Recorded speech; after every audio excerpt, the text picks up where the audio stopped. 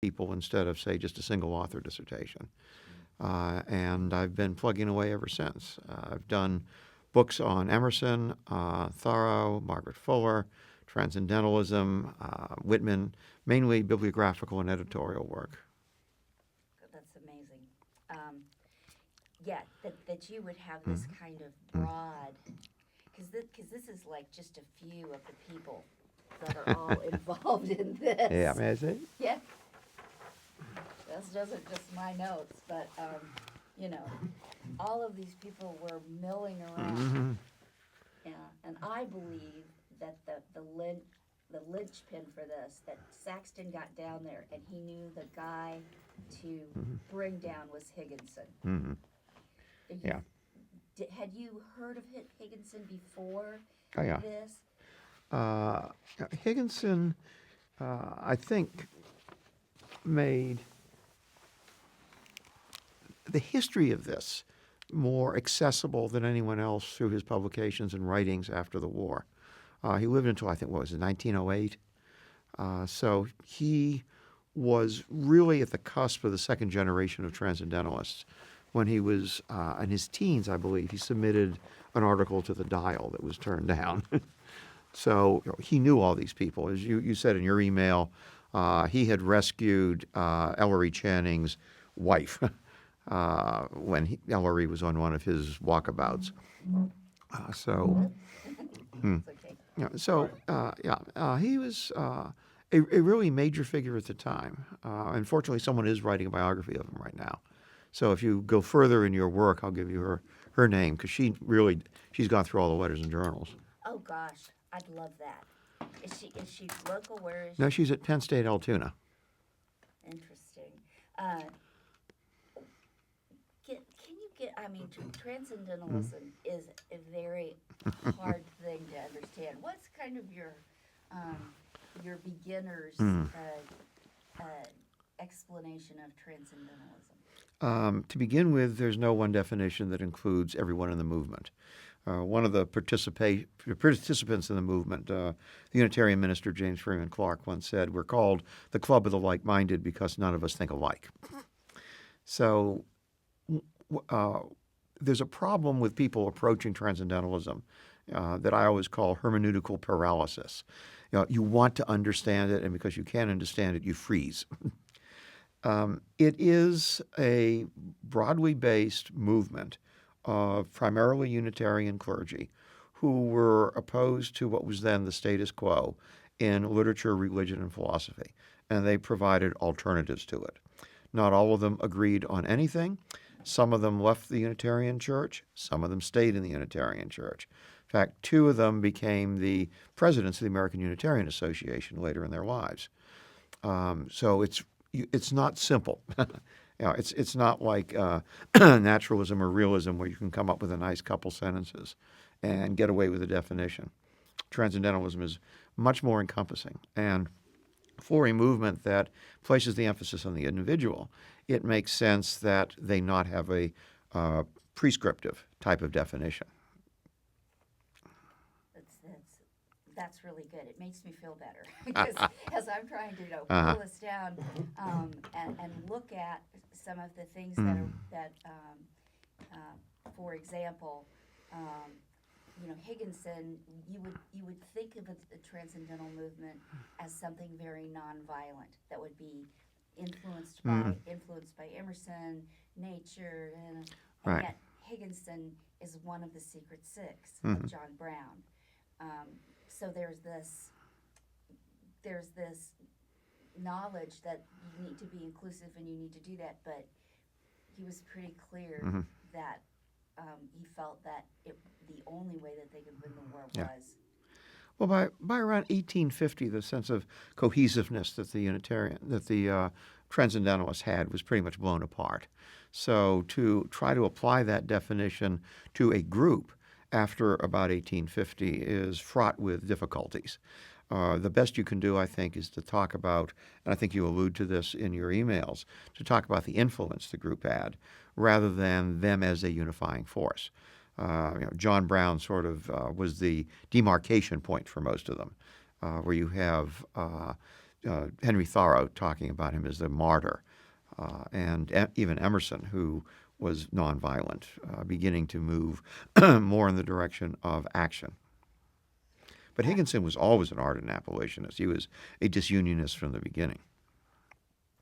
And I ran across just this morning as I was looking back through Emerson that he had visited South Carolina and then St. Augustine when he was young. 1827. Emerson, when he was young, are you taping? Okay. So if I muff something, I'm just going to say cut and then start over. In 1827, Emerson moved to the southern areas on a trip because he was suffering from tuberculosis. One of the stops was in Charleston, where for the first time in his life he saw a slave market. He was appalled by it. He was also appalled by what passed for Unitarianism in the South and wrote a letter back to his uncle Ripley to the effect of, there are no true Unitarians down here, we need to send more. Then he went further south to St. Augustine, where he ran across more slaves. It was a very formative trip for him because prior to this, slavery was an abstract thing. He had never seen slaves. They had slaves in Massachusetts, but they didn't have them around Concord or Boston. So when he saw people being auctioned like cattle, it had an enormous effect on him.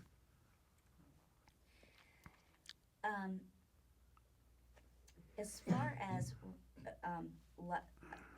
these are hard to tie together because there's some amount of supposition and assuming, on my part, and that is Rufus Saxton's father was a Unitarian transcendentalist.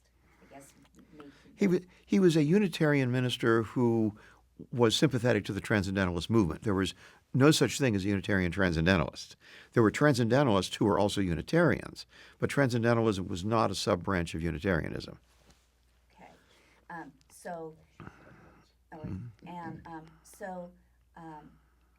Rufus Saxton, we would assume, was incredibly influenced by his father, who was really always out there talking.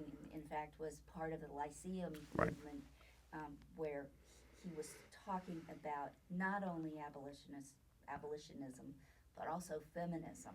How do you think that would have affected Rufus? Certainly, the climate around him would have been conducive towards transcendental thought. His brother, Will Saxton, ended up going to Brook Farm when Jonathan had written George Ripley about enrolling Rufus. Brook Farm was a communitarian movement that was part of the reform period of the time. This was a period of Jacksonian democracy. You had the first president elected from west of the Appalachians. You had the first president who really had popular support as opposed to just support from the elite. There was a wonderful spirit of reform at this time. Thoreau goes to Walden because of this spirit of reform. Health reform, water cure, all these things came up in the late 1840s in response to the changes in American life at the time. Brook Farm was in contradiction to a lot of what the Transcendentalists believed, though. People like Emerson and Thoreau believed that you had to reform the individual before you could reform society. People like George Ripley at Brook Farm believed that if you created a just society, it would perforce create just individuals. So you have this tension between, in a sense, it's a moral chicken and egg. Do you create good people through good society, or do you create good society through good people? Rufus Saxton would have been aware of this to some extent, because I find it impossible that those types of debates would not go on in the House. Jonathan Saxton, for example, published a piece in the Dial called Transcendentalism, Prophecy, Progress. So clearly, if there was discussions at the dinner table, these issues would have come up. So his father seemed to be more of that communalism, because he was obviously trying to get Rufus into Brook Farm. I couldn't state that without further evidence, because the thing that Brook Farm did the best was education. And he may have sent Will there either for the education of the school or I think he turned out to be a printer's apprentice. Brook Farm published a newspaper called The Harbinger. So those also may have been reasons, very practical reasons, because one of the reasons Jonathan was out on the lecture circuit was he had to feed his family. Okay, so Saxton, now, Rufus graduated from West Point. Mm-hmm. Then he went on to get his master's at Amherst? Amherst. Yeah, okay, so it was at Amherst that he heard Emerson speak. Mm-hmm. And I looked for that particular speech. I don't know if it was something else about the American Scholar, or because he'd done that earlier. Yeah. Emerson gave, the scholar was a topic Emerson talked on his whole life. The address, an address called The Scholar, let me start again. An address called The Scholar is published in a posthumous collection called Lectures and Biographical Sketches. It's drawn from Emerson's manuscripts, but really assembled by his literary executor, James Elliott Cabot, with the assistance of Emerson's daughter, Ellen. We don't know what he spoke when he spoke on The Scholar at that period. A later address we have the manuscript for. That address we don't. Throughout his life, Emerson argued for the life of the mind, argued for what was called, just a second.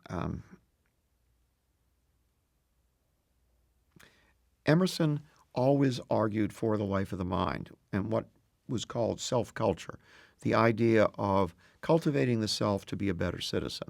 This was inherent in all of his addresses on the American Scholar, beginning in 1837 when he delivered an address by that title before the Phi Beta Kappa Society at Harvard. His addresses often spoke volumes to individuals. When he gave the American Scholar address, Oliver Wendell Holmes was in the audience and called it America's Literary Declaration of Independence. When Emerson spoke later at Amherst on the subject of Shakespeare, a man by the name of Henry Clay Folger was in the audience. And he was so inspired by that address, he started collecting Shakespeare editions. And that became the Folger Shakespeare Library in Washington.